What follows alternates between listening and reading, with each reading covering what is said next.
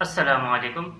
आज की इस वीडियो में हम जानेंगे बरकत वाली औरत की 10 बड़ी निशानियाँ। तो चलिए वीडियो शुरू कर दें। नंबर 1, घर को हमेशा साफ सुथरा रखती है। नंबर 2, सदका देने में कंजूसी नहीं करती है। नंबर 3, अंधेरे में खाना नहीं खाती है। नंबर 4, नापाकी हालत में बाल साफ करती है। नंबर 5, वज़ू के दौरान दुनियावी बातें नहीं करती है।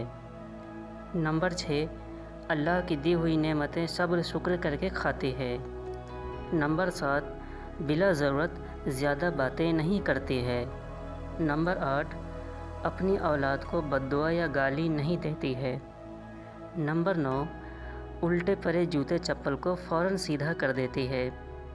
नंबर 10, कपड़े पहनते वक्त पहले दाएं हाथ या पैर डालती है।